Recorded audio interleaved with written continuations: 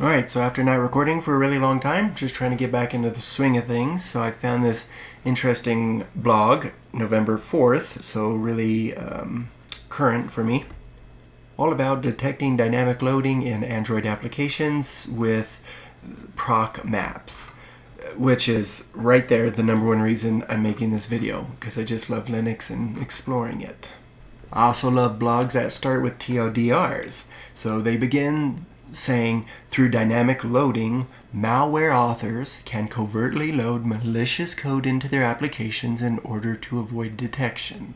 Now, we can detect such loading through the application's proc with the PID maps kernel generated file. So whatever the process ID is, you can go into that folder and look at the maps file, which is a file generated by the kernel. Not really sure what that means. Let's take a note. So what type of file is in the proc PID maps path? And that is a kernel generated one. Recently, we created a simple script that allows us to detect dynamic loading in Android apps. This presented us with a good opportunity to discuss dynamic loading in general in this blog. Alright, so in order to understand the rest of the blog, it is important to go over the basics. That's why I'm making a video of this. The basics of linking and loading, and highlight the differences between linking versus loading and static versus dynamic. So what is linking? The process of compilation has multiple parts. Linking is the last step before we get a runnable execution.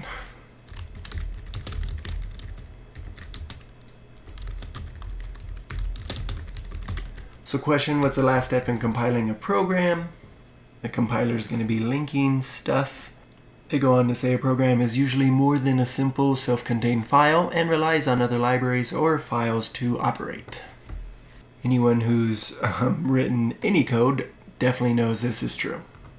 And as such, it's not enough for you to compile your code in a machine code to be able to run it, but also to somehow link the different files into a cohesive executable. How is this done in practice? After compilation and assembly, the assembler outputs object files, which usually correspond to each module in your program. Such files can be either relocatable or executable. Object files of the first variety have to undergo linking before they can be run, but ones of the second type can be executed immediately. In the GNU Linux ecosystem, the usual extension for an object file is .0. I mean .o for output, or object, my bad. Alright, so there's our question. Shared object files known as libraries are relocatable object files that are intended to be used by many different programs and can't be run on their own. In GNU Linux, they have the extension .so, shared object, whereas in Windows, they have the .dll dynamic library extension. So since I'm not going to focus on Windows, I'll just leave the answer with that part. However, remembering .so would be the challenge for me. Oh my gosh, why do I keep putting this as a 0? Maybe because it's ones and zeros? I don't know. Alright, so the linker then takes the files, resolves the symbols, functions, and variables, and points them to the correct memory addresses by writing everything down in the symbol table of the executable. Alright, one sentence, but lots to unpack there. So what does the linker do with the symbols? And then for that matter, what are symbols? So symbols are functions and variables. The linker puts them in the symbol table of the XC next to their memory address.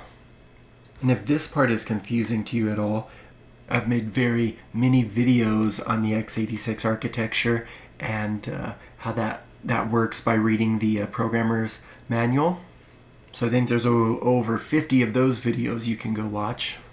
That is, of course, if you like this style of being read to and then having the text broken down for you. Now, for the sake of performance, it also relocates your code so that the related pieces of code end up mapped to nearby memory addresses. Regardless of how you originally organized your program, as human readability isn't an issue anymore, the performance is the main priority. And that whole process is very interesting to me, that the compiler is relocating your code because the compiler somehow knows how to improve performance. Okay, so I'm not going to go over the image, just wanted to blow it up for you so you can see it better. But I guess the point is you see object files here and then the C library all going to the linker, and now you have an executable file. So the many different names of the executable. In both Linux and Windows, those seemingly different extensions have the same underlying formats as executables. In Windows, they are PEs, which is portable executable, and usually have the extension .exe and .dll. And in Linux, they are ELFs, executable and linkable file, and have the extension .bin, .so, or .o. Yes, the object file was mentioned that we mentioned earlier. And speaking of exes, it says what are portable executables, PEs. I've also recently heard of something called OTE, as in a one-time executable. So now that we've gotten this out of the way, the many names of executables, we say that something has been dynamically linked when instead of doing that process during compile time, it is done in load or runtime. Which brings us to loading. A loader simply copies the contents of the linker's output to memory and runs the program. So I needed to kind of read this slowly and try to really digest it. The loader takes copies of the linker's output and puts it in the memory. When something is dynamically linked, when the loader is doing that during runtime, or they call it load time. So the rough part about this sentence is the use of the word that. What is it replacing? Instead of doing what? Simply linking files? So how about this? I suggest they change the sentence to be more clear. I would say, okay, we say, right? We say that something has been dynamically linked when instead of linking files during compile time, linking, okay, they use the word it, that's a no-no in my class. So instead of linking files during compile time, linking is actually going to be done at runtime. So if you're a little confused, so am I, so are them. See? Confusion between the two occurs when this is the route. Dynamic linking is the route that person goes through. They say dynamic loading, on the other hand, means that parts of the code can be loaded to memory at any point during runtime, and the two processes can and frequently are done together. Just going to take that down as a note. Okay, so why is this a problem? Dynamic loading is certainly useful. For example, rather than loading all libraries, your program will use at load time, you could load them up only when you need to use them, thus using less memory, or only conditionally load them in certain cases. So is using less memory a good thing? Often, yes. So here's another Q&A for you. But it also presents an easy way for malware developers to hide their malicious code. They can put all of their legitimate code in the APK and move all of the nefarious code into a DEX, Dalvik executable, that the application will download and then dynamically load during use, and thus make their application appear innocuous upon basic static inspection of the APK. Alright, so Android 10 mitigation. Thankfully, our wise overlords at Google decided to prevent such abuse by forbidding apps from loading executables. So, can Android apps load executables? No. They cannot be loaded from their home directory. They can now API level 29 plus only load binary code that's included in their APK. APK stands for Android Application Package. Maybe this will be another video. But to focus here, DEX files, however, have not changed and can still be dynamically loaded, so the threat hasn't been completely eliminated. Furthermore, apps are now forbidden from changing their binary code in memory after it has been loaded. So how are DEX classes loaded? Android offers an option for dynamically loading .dex files using a class called DEX class loader. To load a class, we simply need to write. So here's that code. And before I go on, at this point, Well, we're about to cover the number one reason I wanted to make the video. But at this point, if you're starting to lose understanding, that's okay. I still think if you're getting lost right here in the code stuff, just hang tight and focus on the Linux things. So, all right, speaking of Linux, in Unix, everything is a file. And even if it isn't really one, it is handled and accessed like one. So this includes the kernel's data structures. And Linux is no exception to the rule. The Linux kernel allows us to access and read its data structures through the proc pseudo file system. Each process then has its own folder at proc with the process ID. The files and subfolders here hold plenty of useful information and important information about the process, but today we'll focus on just one file, proc PID maps. Proc PID maps displays a chart of the mapped memory of a process. So when we say mapped memory, we mean a virtual memory segment that has a one-to-one correspondence with a file. This mapping enables an application to modify and access files by reading and writing directly to memory. So remember earlier when we talked about a linker, here it is, a linker does something with symbols. It's putting these functions and variables into a chart that, or a table is the words they use. So they put it in this table so that each function or variable has a memory address associated with it.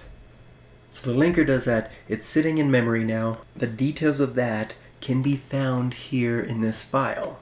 Probably doesn't make for good reading, but it shows us what permissions the process has for each segment, and this can help us determine which files the process edited and which files it has read. So here is a short segment of a normal map.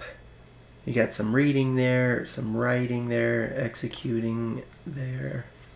And if you look here, you could see those shared object file extensions. All right, so each row in the file records a single memory segment in the contiguous means next to each other, so in the contiguous virtual memory address space, a space allocated to the process. So let's just revisit that. It's going in order, so this memory address is right next to this, and then next to this. Oh, and that's what the writer does here. So address. The first column shows the starting and ending address of the segment.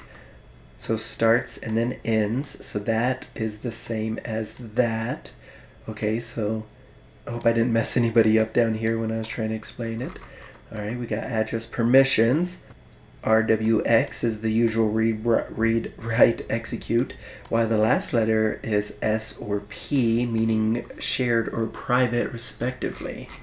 All right, and let's jump back there and check that out real quick. So all of them have a P, so they're all private.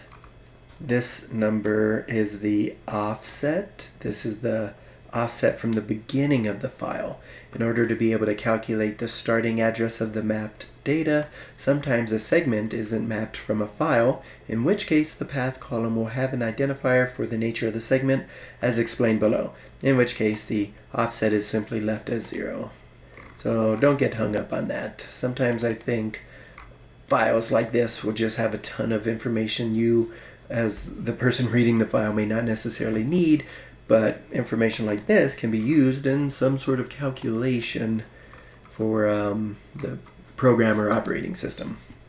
Now, device. When the segment was mapped from a file, the hex number of the device where the file is stored is displayed in this column. All right, that makes sense that it's all the same. We're not doing anything between two devices, I guess. After devices, inode. If the segment came from a file, this is the inode number of the file. All right, we got some that are the same and some that are different.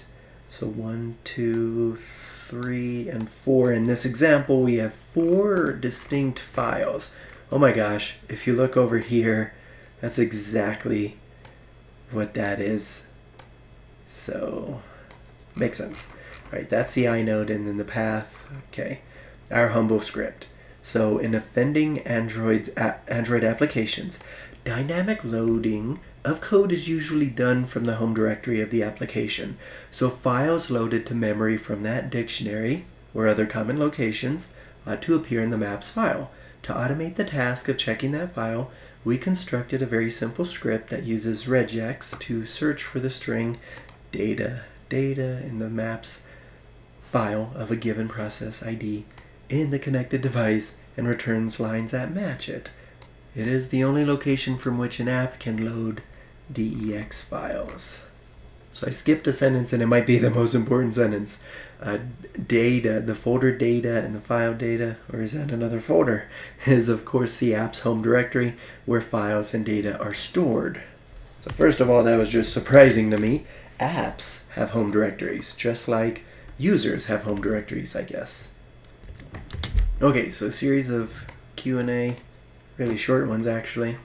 So they wrote this script that searches for files that are specifically located in this directory. So yeah, that's a pretty straightforward script and good idea. And here we are at the very last paragraph.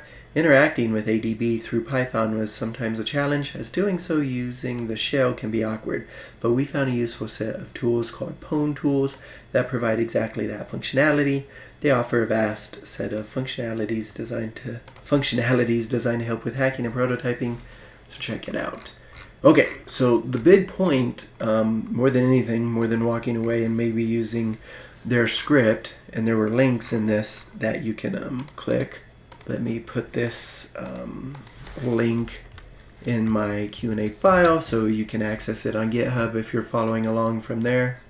But anyways, the point is to just better understand Linux, understand a kernel produced file. I thought that was just particularly interesting. And I think people will better understand executables as well now. So in this case, the TLDR did not do the article justice. It was so worth reading. And to whoever's watching out there, I hope I was able to kind of help you digest this, save you some mental endurance of reading that all by yourself.